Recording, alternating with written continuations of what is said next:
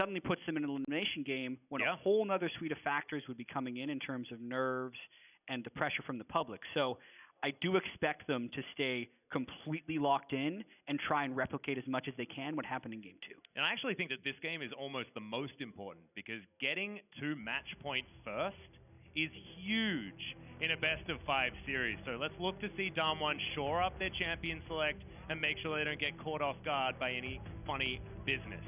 Thankfully, we've now taken down a top lane Pyke. Thank you very much, Riot Games, for nerfing the heck out of it, so it doesn't necessarily work as well. But that has certainly alleviated a lot of my worries moving into Worlds. Yeah, and I still hope that Loki tries some type of lane swap strategy once again, since it did work so well in Game 2. And I do also want to point out the way side selection works in this series. So Damwon has side selections Game 1, 3, and 5. Game 1, they selected red side. Game 2, Loki has choice, and they too selected red side. But in terms of just replicating what happened in Game 2, you can see in Game 3 here, Damwon taking blue, same bans, same first pick. Yeah, exactly the same bans as in our second game. Going to happen once again as the Akali snapped away from Showmaker. Let's see where the artifact can be. The Beast Akali that we saw in a few of the games, but there's Gragas Yasuo. And Gragas has been either picked away or banned against Canyon, I think almost this entire tournament. And this is why. It's because they pick this and they destroy you. And what have we learned about Damwon Gaming? It's about mid-game fights transitioning into a very swift victory. Yeah. What does Gragas Yasuo do? They fight pretty good in the old mid-game. Yeah, as soon as Yasuo can utilize that double crit chance passive, no, it's really all just about the synergy from the multiple knockups that Gragas can have, making a nearly unavoidable gank. What'll be interesting to me, though, is what they end up going with the bot lane for Nuclear, because it was very seamless to have Kiana and Renekton as two physical damage soul laners last game, because they had the magic damage coming out from Taliyah, who does more magic damage than Gragas in terms of a sustained potential, and a Kai'Sa. But with the Kai'Sa being taken away, there's a chance that low-key could get a little bit of armor stacking in and have some success. Yeah, last game Canyon did top the damage on his Taliyah, but we've seen many Gragases do a hell of a lot of damage as well, especially looking throughout the LCK, some of our Gragas performances, especially from Cuz of Kingzone Dragon X, were just insane. But Canyon also one of these players, and alongside Showmaker, as far as this duo is concerned, of the Gragas Yasuo that almost looked unbeatable in a lot of the games that we saw it in, at least. It's very, very frightening, because we know that Showmaker just wants to carry. I can't wait to watch it. I mean, his Akali's been so great. Even in the loss, he was kind of the only one holding it together for a lot of the game. Well, the Na was locked in, and that's something we haven't spoken about just yet. Hani going to be piloting that one towards the top side. Does mean the Akali is definitely going into the mid lane. There's not a lot of flexibility with this low-key squad, and now that they've locked in the jungler, the Skarner is going to be what they decide to take towards the Gragas. This composition isn't looking as quintessential low-key as you'd expect from this series. Not looking very fast. No. Oh. All right. Jace locked in. And Taliyah. Is this going to be the adaptation on the Avenger duo that we saw? Well, the Yasuo might... My brain is just breaking. Okay, so what's happening is we got Yasuo probably the bottom lane. That's what I think, and then I'm like, then they're going to put Jace in a solo lane and Taliyah in the jungle. Yeah. Probably. Yeah. That's what I was trying. Okay, good job. You got there faster than me. I mean, I've seen it before, right? I commentate this team's league, so it theoretically I should have a little bit of an advantage. Because technically the Jace can go in 3 places. The Renekton could go in 2. Taliyah can go in 2. But I also have a theory that almost any solo lane champion can also work bot lane. Yeah. So actually, we may not necessarily know. Let's wait 15 seconds before we guarantee. But this is guarantee we're guaranteeing it right now? Wow, you went from not having any clue what's going on to, no, this is definitely it. There is no chance anything's changing. But this is how it should work, right? Because Chovy is our mid lane Jace player in the LCK. Noguri is our top lane Jace player. That is just how it works. Khan, sorry, you lost that title. Noguri is too damn good on this champion. So this is all about dominating the laning phase and having this bottom lane that can be so explosive. in the mid game. You keep the best friends duo together, and you get these things to work out for you. So I'm excited to see what Nuclear and Beryl can do, because this is all about commitment on the bottom side. In order to get any control in this lane, you really need to be playing with fire. Yeah, because it's a lane that can go very wrong, and if we do see Celebrity's Kaisa pick up any early kills, you never really know what's going to happen. But in terms of game pacing or who's going to be better in mid-game team fights, I love what Damwon has done here in saying, no, we're just going to pick all the best mid-game team fighting champions. Yeah. And just not let you have any of them. You can play late game. I think it's a much sounder strategy for Damwon to get a high percentage victory. The thing I absolutely love is that almost every champion on this Damwon squad has a 2-item power spike. So you know exactly when they're going to be fighting, and you know exactly when we're getting into game number 3. Welcome to the Rift, guys. Damwon Gaming versus Loki Esports, game 3.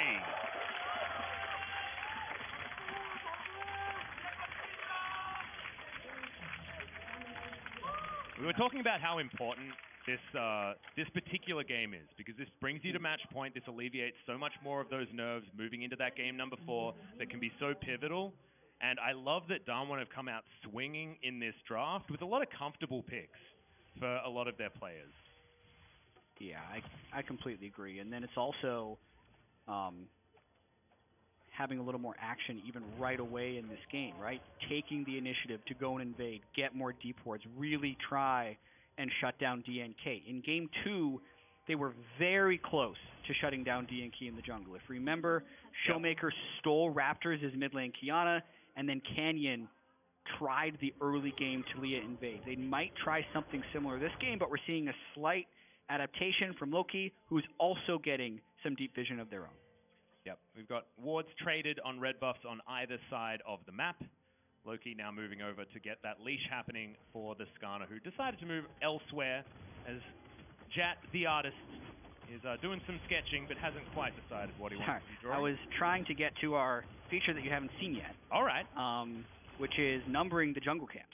So you can see, I'm taking too long on this thing. So like first camp here, right? Where does Canyon... Beautiful one.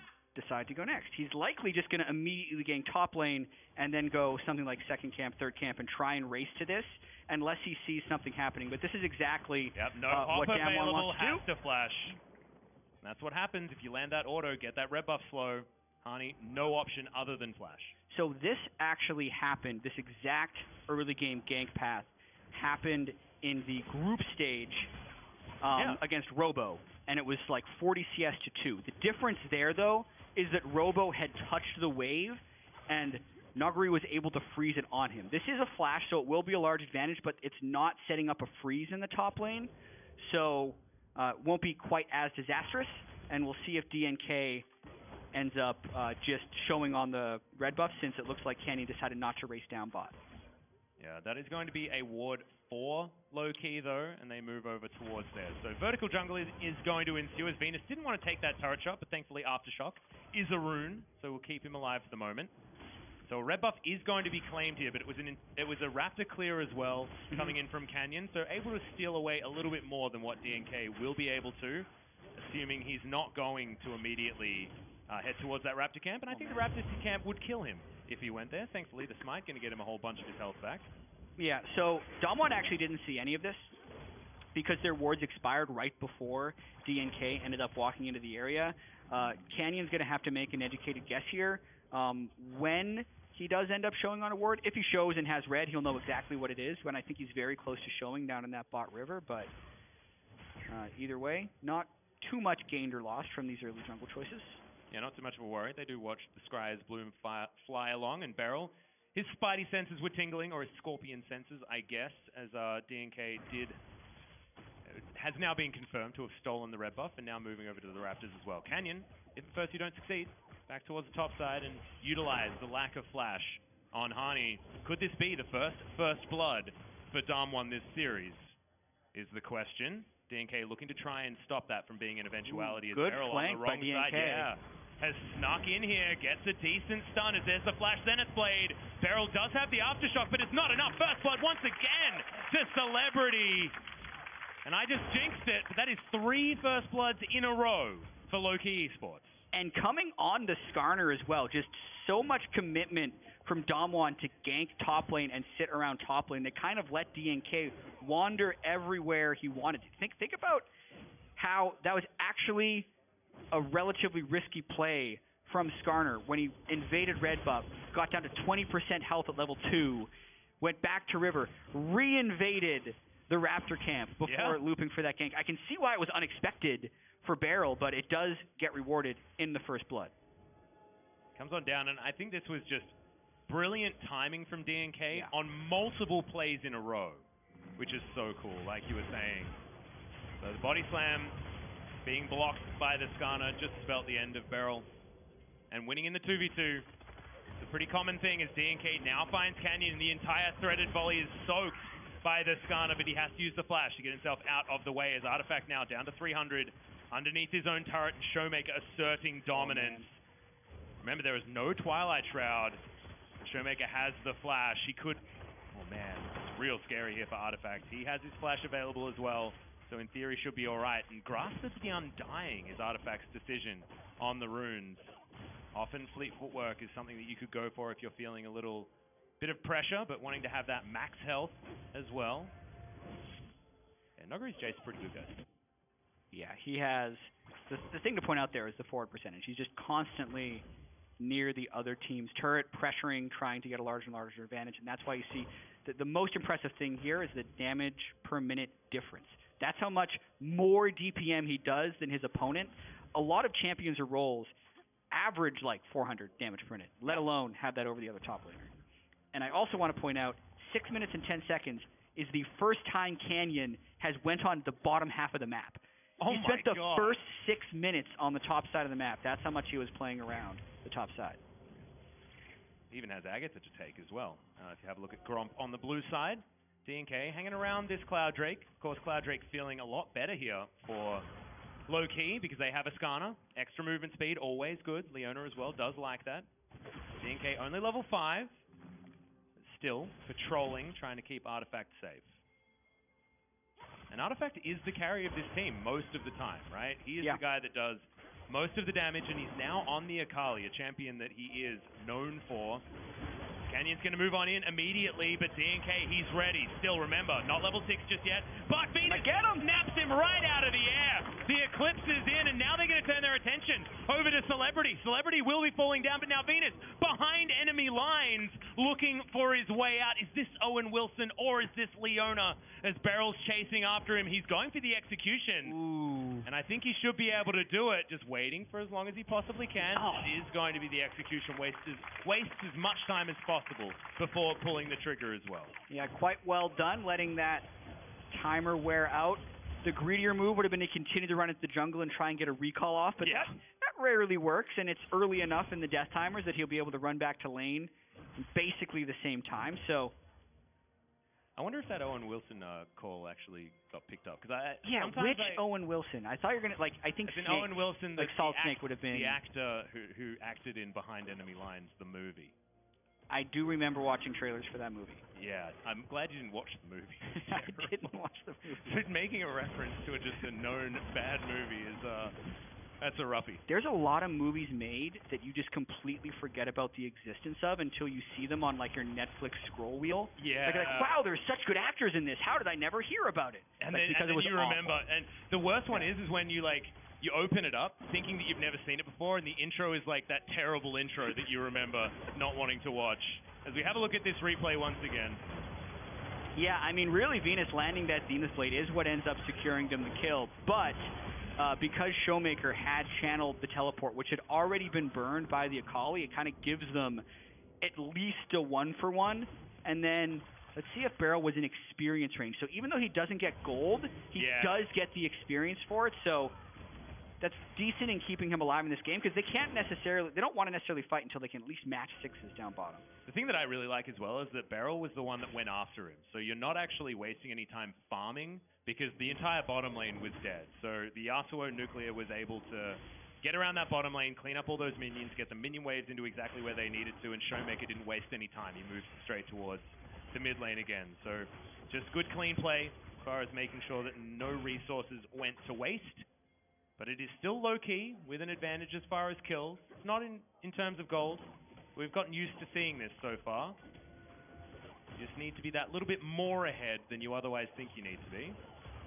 Yeah, and as we approach the 10 minutes, the first 10 minutes are not exactly Damwon's specialty, even in the group stage, but it is really between the 20 and 25-minute mark you can see where they've been exploding their gold leads, and part of that is just them being good, but a lot of it is they just hit the specific items that they want to, and then they go very aggressive. But in terms of the early game, it hasn't been that great for them. Yeah, but going, like, doubling your lead between those last 10 minutes as well just shows that this team plays around the time Baron spawns. That's when they go for their fights, and then they can move towards the Baron, and then they win the game, right? That's how they sort of expand their leads. And once again, this is a composition that has all of those things, right? Nogari going towards the lethality version of the Jace. We've seen a few different varieties. Is this the first time we've seen Jace? Stats would have told me. Yeah. Yeah, I don't think it is. That's true. I don't think so. Not so far in this tournament. Just having a little bit of a brain fade. First time we've seen Nogari's Jace, though. It's not the first time I've seen Nogari destroy a turret at around 10 minutes. 10:35. 5 plates to Jace, 30 CS advantage, and now the Rift to bring mid. So before 14 minutes, Damwon can have both of the solo lanes opened up, which will then kind of allow them to go around and hunt with this Gragas Yasuo pretty much wherever they want to go. So even though the first 10 minutes weren't that great, it does seem like they're kind of getting what they want out of this game. Really interesting thing about the Yasuo synergy for this comp as well is that you've got Seismic Shove, AoE Knockup, and you've also got the Hammerback for the Jace as well. So you've got 4 members that are capable of setting up the Yasuo if you include Yasuo himself. Yeah, and you were right about the Jace pick. It had been banned before so far in the playing stage. Okay, so cool. I believe Armut was the there. player that got the Jace banned against him. Yeah. We're going to get to see him play up next. Maybe the Jace Clutch. even. Yeah. Stay tuned after this series for Clutch versus Royal Youth. As here's Low-Key coming down for a gank. 3 versus 2 as Nuclear already down extraordinarily low. The last breath not going to be utilized because Nuclear knew he was dead. The teleport now coming in. Not sure what Nogari wanted to do. He wanted to use both of his summoner spells, and he got his wish as Rift Herald is going to be thrown down in the mid lane. It was all the distraction play, exactly what Nuclear has been used to. I think he was hoping Nuclear would ult off the Gragas ulti and then Nuggery would come in to turn that play around. But that didn't happen, so he had to flash immediately. Rift Herald distracts, and now we could see a bit of a skirmish around the Cloud Drake. Yeah, of course, this is the latest the Drake's taken to go down as well this series because we've seen so many Infernals and pretty nice dragons. Not going to be happening this time. The Cloud is going to be the debut dragon as Beryl finds himself a control ward and is going to look to clear that one out. So much vision control around this area for Damwon, but they still don't want the dragon. Powered Shock Blast, DNK might overextend here, but they're not going to go for it. Beryl and Canyon over to the side. Showmaker in here as well. Vision available. Celebrity finds a Void Seeker, but otherwise not too much to be found. Blue buff is what they're fighting over. Pressing the issue. Let's see if Loki fights back. DNK. He was looking for the ult, but didn't even get there. Harney's on the top side. He ain't doing anything. He's got no teleport as Nuclear. He's looking to turn up. Can we find the knockups? The Showmaker is gigantic. Canyon jumps over with the wall, and there's the flash forward. Beryl gets the body slam, and Nuclear just smacks him back down with the last breath. You could see how much Damwon was just trying to force Loki into action right there, and eventually they do. Showmaker kind of randomly ends up picking up the blue buff because of his ultimate Dominus ticks. Oh, really? Yeah, and now they just continue to push forward. That was, I think that was planned, I would assume, as the Strategy. last plate. One of the last plates going to be taken down here as the burst damage is easily enough. Beryl gets a well-deserved kill. Gragas doing a lot of the work there. As Artifact 1v1'd Nogari on the bottom side of the map, guys. That happened. We're gonna have to. In the meantime, that's the thing that happened. Yeah, that, and looks like he did it without his ultimate too. So that will require a second look. Yeah. I mean, I know there was a lot going on, but I'd really like to have a look at how that happened. Kali does damage. Maybe. She does. She does. I actually just want to see how it all went down. Remember, he used both of his summoner spells. He's on. So he's already relatively not a lot low. of mana. Cutlass probably just lands an E, and then he's dead. Yeah. Okay. Doesn't even need that. I don't even think he lost a health. Very easy. 1 health. And HP. For Kali in the side lanes. Yeah. Doesn't stop him from having the most gold in the game. I think he also went back and got a full dust blade of Draxthar. So maybe greeting for a turret plate and understanding that he was probably going to be taken down. So now, with all that lethality that we were talking about, this is, of course, the 2-item build that you want for a mid-game Jace power spike. It does go along with what Damwon have available to them. So we are at the time where they do want to be pushing the envelope, getting things forward, locking down these turrets, getting the team fights that they want. But it's Loki that's able to do so, as Noggery, should be dead underneath this turret. The Impale is in, all too easy, but now Showmaker turns up. Nard back underneath this turret, but now the rest of Damwon gets in here. The last breath, Venus looking to go down second as the Nard was already dead. Artifact as well, unable to lock down Canyon, is now D&K. He's the one in the enemy jungle. And Beryl is looking for him. Doesn't have the ultimate. In fact, no one has ultimate, so they don't need them. As Nuclear picks up that one very comfortably with just a spin of the Q. Yeah, even though I like the idea of Loki to punish Noggery over and over again, since that is really his weakness as a player. So many isolated deaths, always trying to maximize his gold. They're committing very hard for it, and in this game, Damwon Gaming is really chasing after those commits to clean up. So even though no early game resources were really used onto Nuclear, he's now sitting at a 3-kill Yasuo. You watch this fight once again, they dive through the turret, they use Skarner ulti, they lose Fiona ulti, and then just to disengage, they're using Gnar ulti, which makes the re-engage by Damwon pretty free. Gragas into Yasuo, easy does it, and then since DNK had already dove behind the turret, it's easy to chase him down. Nice shot by Canyon here with Italia. Oh yeah, over the wall. Didn't actually miss that as it was all going on, and his flash to get out of the way of the Akali as well. I believe Artifact didn't have a charge left of the ultimate to get into the fight, so just disjointed from Loki, but an immediate answer from Damwon Gaming. You'd think 3 versus 1 is probably enough to take someone down in a side lane, but it is. Not only were they unable to win the ensuing fight, but they gave Noggery the 0-2 power spike. That is his specialty. That is his specialty, Jet. I'm glad that you've learned. 0-2, and also 700 more gold than the rest of his team. Because of turret plates. Just Noggery things, guys. We mentioned that Damwon has 2-item power spikes. A lot of these champs are just 1. That's like true. Ghostblade on Jace, Sojin on Renekton, your Shiv on Yasuo. That's really what you need to just turn on and become powerful. Same with Runic Echoes on Canyon. So I think that's why we've seen them try and be so active. And I do like what Loki's doing here.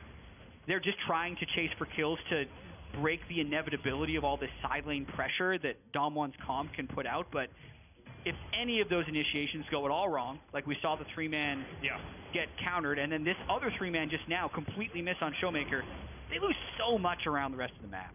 And Damwon wishes that they could be trying to get topside vision and playing around a Baron pit, but unfortunately, we're still 2.5 minutes away from the Baron even being a thing on the map. Shelly was taken very, very quickly in this game, and it's a 6,000 gold lead. It feels like Damwon have been warming up so far this series. And Loki just want game 1 back. They want their lane swap back, and I want to go back to the draft, Jat, because I feel like this was a misfire on the draft for Loki, because I think what made them special in game 1 was that they were mixing it up. They were creating strange things. And this draft is uninteresting in a lot of ways when it comes to changing the meta and adapting to what makes Loki Loki. Yeah, I completely agree on that one. It's also kind of, you got to check, like, what are our expectations really as Venus gets I think he might be dead, guys. Well, Hani is in position, has Mega Gnar available. They might try and fight. Yeah, we look for it as Beryl does have his stopwatch available anyway as double kill comes in for the Renekton. Artifact off to the backside, but he is just dealt with, stabbed with a Q. And I was looking for QSS in my brain. I couldn't find it, and Loki couldn't find the team fight. Because every time we have these David and Goliath type matchups. Oh, yes. Yeah. We always ask the David in the story to try a bunch of new weird strategies. Like, but there's only so much you can innovate and bring to a series, right? Like, lane swapping was their one. They're kind of just assuming that Damwon has an answer to it. Or they only like doing that with Tristan Ornn, right? And it's been taken away completely from them in the draft phase. And then secondarily, you're saying, all right, maybe solo lane Pyke. Well, it didn't work, right? How many of these things can you keep pulling out of your pockets or does Damwon just kind of take the early game team against you and crush, which is what we're seeing here. Loki's trying to fight back. But it almost worked, actually. The Gnar into the backline from Hani was actually great, but unfortunately, the Crocodile was just way too big. Yeah. Showmaker's Renekton is pretty scary. Yeah, can't find him at the moment. As we have a look at the damage to champions, Nagari done the most inting for Damwon this game, has done the most damage, and has earned the most gold. He's a man that likes all the attention, and so far he's deserving it. His Jace is living up to expectation. Baron finally spawns as DNK goes down to below half, taking a threaded volley from Canyon. Yeah, it's the... I don't want to say he has a good 0-2-6 Jace game, because normally you say no, if it gets late game, it's bad, you don't want to give gold, but he's having a pretty good 0-2-6 Jace game. He's got the most gold in the game. You got to get used to it. But you got to get used to the 0-2 power spike, Jack. Canyon spent the first 6 minutes ganking for him. Yeah. And then still abandoned the bot side. I want to say Nuclear and Barrel have done work this game, because look, well, they're going to find them yet again. There it is again. All too easy. The Best Friends Club on the bottom side of the map. DNK not going to get locked down, but at least they do bully them out of their own jungle, and the Baron could be the opportunity here for Damwon. Yeah, and because they have so many melees, they actually do fight as their way of breaking this open, and really just, I think they're just going to keep running these plays for picks over and over again. Having the Mountain Drake does make it more possible for them to take Drake, but don't see them in any rush. To just get back to Nuclear and Barrel, this is what you really love as a jungler if your bot lane can do this. You spend the whole game topside. Yep. And then they don't complain. No. They join in for your team fights, and then they end up just getting their gold anyway after the kills. And they engage your fights for you and provide perfect setups for your seismic shots so you look really good. These are the freelo games. When you're able to just hard camp your Jace. The other jungler just lives bot side and doesn't get anything done. Yep, that's the honor your bottom lane, guys. Even though the jungler is the one that looks like he's really cool in the early stages, don't worry. It's all about the bottom lane not losing. Yeah. Really, if you think about the strategy, Canyon and Nagari, like, the strategy itself didn't work. Yes, they did kill the turret early, which is part of the strategy working, but they were unable to generate any kills for themselves. Really, the mid and bot lane was just played 3v4 for most of the game. They're carrying. And now there's an Infinity Edge on Nuclear, so that's the 2-item spike that everyone knows about. There it is. On the old Yasuo, 100% crit, absolutely there. And there's the 2 items that Showmaker wanted. He's a very big boy, Spirit of Sojin as well as his Black Cleaver. A heck of a lot of cooldown reduction, if you don't mind, an infinite cooldown reduction when he presses R. This is a scary amount of damage. I think Canyon needs to go back home and maybe buy his next item, but his stopwatch is still unused, so he basically has his onions. Now Damwon looking to try and dive in a turret. Nogru clearing out some wards there. There's the flick back, half the health bar missing on the Skarner. Spooky. This is just the siege. It's aggressive because remember, this composition doesn't siege very well at all. Yep. They do have the damage. And if they're intimidating enough, they can get that low range to work. As there's the barrel, the boot back, the ultimate combo. And Canyon picks up the kill with a threaded volley. It's what happens, I mean, David versus Goliath. Now it's the Goliath that's throwing the rocks. It's so unfair. The tables have turned, Jazz. It's like game 1 happened, but look how many rocks he has. Stole his weapon. Got a ton of rocks. Yeah, in a row. And this Baron may just be dead. 23 minutes into the game. Might get a fight. Oh, that's good. That's a good reveal. We're down to 2,000. We could have another steal as Nogari, not even in the pit, but Canyon is going to be able to get that one locked down. Oh, the boot back. There it is. The 4-man Gnar into the wall. Could this be Loki's team fight already to have gone down as Nogari gonna have to do it by himself as Canyon now over to the side, having to fight Artifact. And look at the aggro management. It's stunning from Loki, and they get the ace. Oh, man. Damwon just group up for the Gnar ultimate. I'll have to go back and see why was Nogari not there. Like, he is playing so sloppily in this whole series.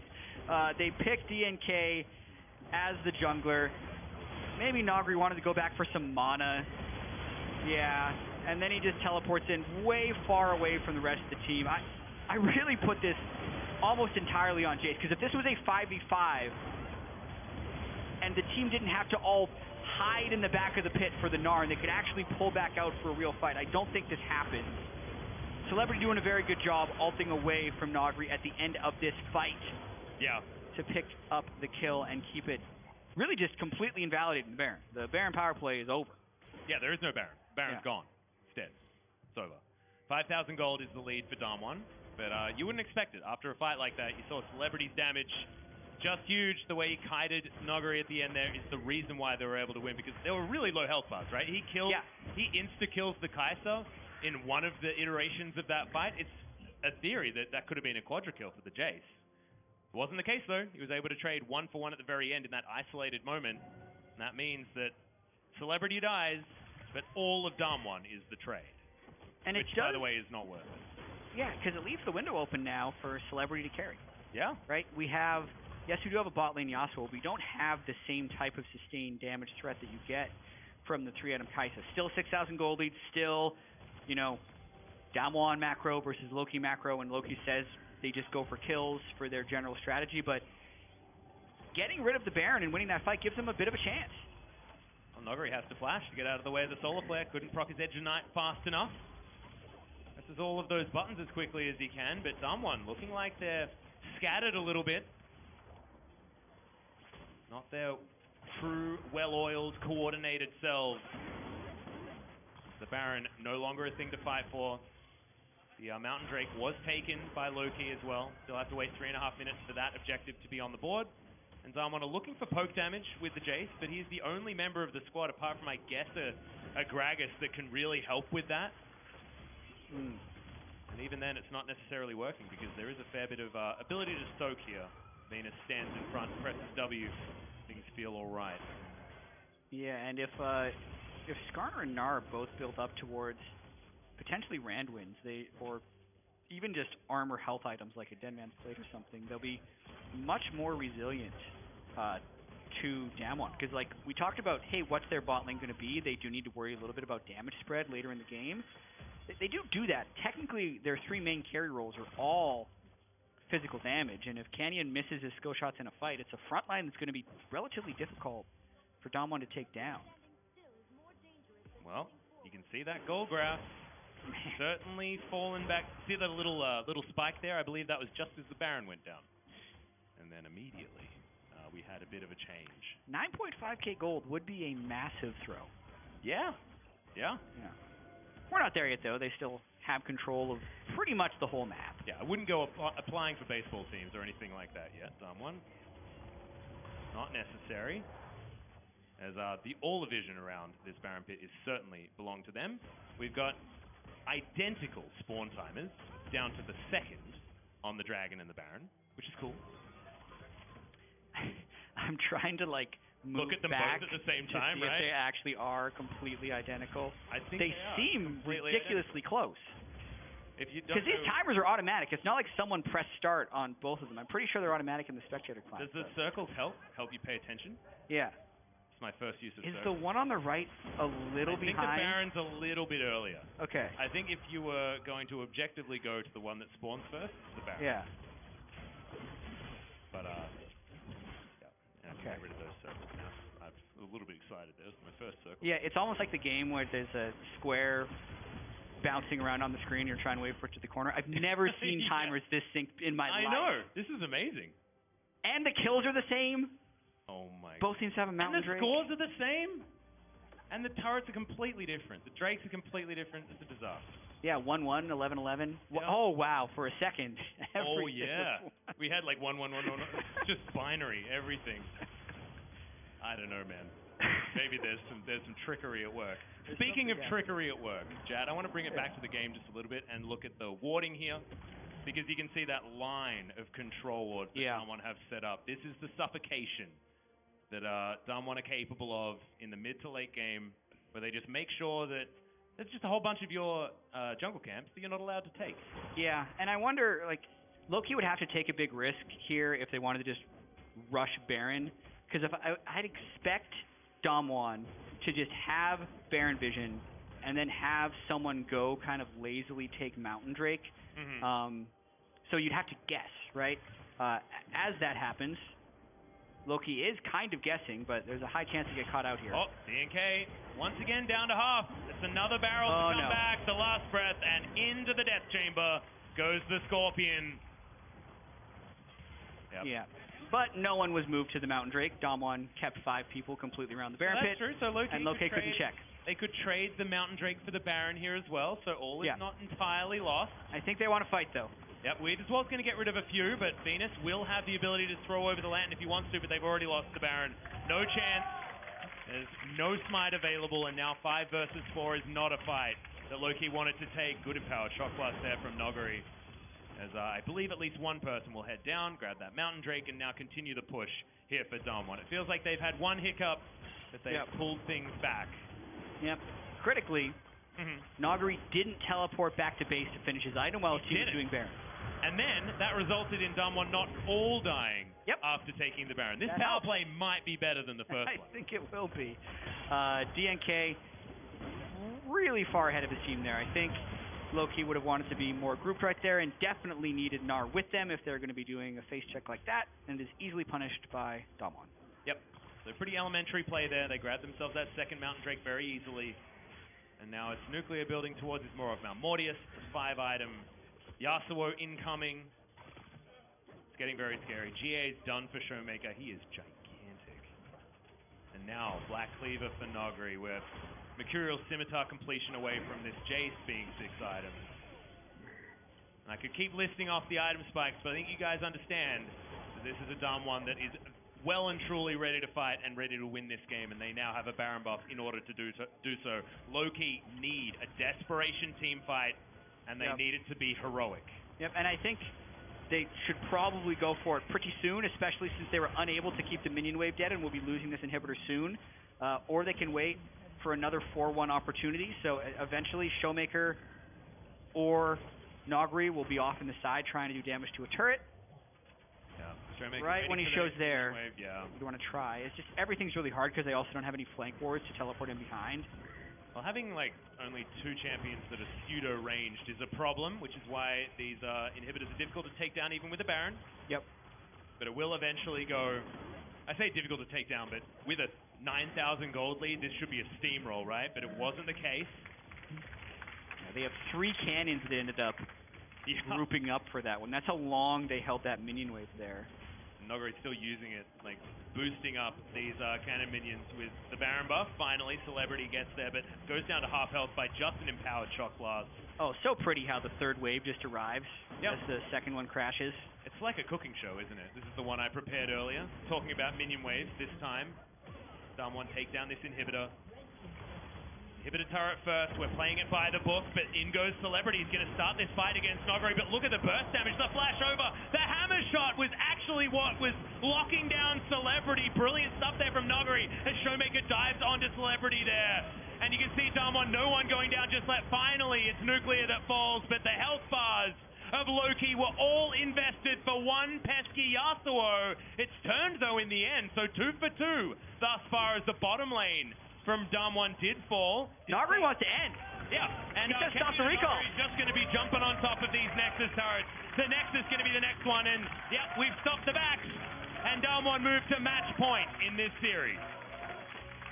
14 kills to 14, so got picked off a little bit more than they would want to, but kept the map pressure, the gold, and the turrets in their favor pretty much the entire time. And now the big question will be for Loki, what do they possibly have left? Because every game for them has looked more and more standard. Damwon has done more and more to counter them. It feels like it's more and more one-sided as well the further we go in this series. It's like Damwon have warmed up to the best of 5s on the big stage and are now ready to really bring it home. That being said, crazier things have happened, Jat. Like a game 1 victory for Loki. Exact. Crazier things happened not an hour ago, you know? So Loki, they're not out of it yet, and they do just need to keep their heads in it, keep that mental together, which can be very hard to hold on to. But remember, they have nothing to lose, right? They are by a huge margin the underdogs in this matchup, and in comparison to all of the other best of 5s that we have, this is the most askew. So by taking one game, Yeah. that's fantastic. And the State Farm analyst desk is standing by to break that one down.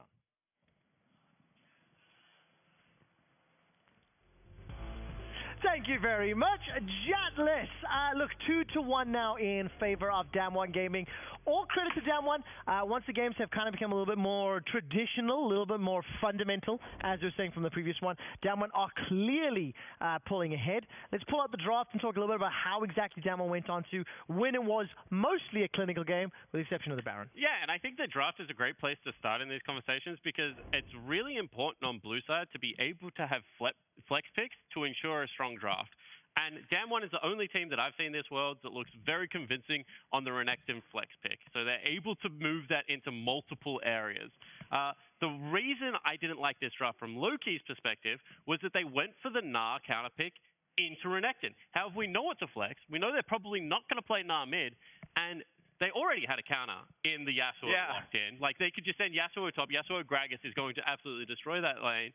They go with the Jace instead, which is an even harder counter pick, and everything kind of falls over from there. Yeah, you know, it seemed like they wanted to get something that Honey could play safe on, but I totally agree with you that that was always going to be a losing lane for him. At the same time, I did like that they were able to prioritize the Akali for Artifact in the mid lane.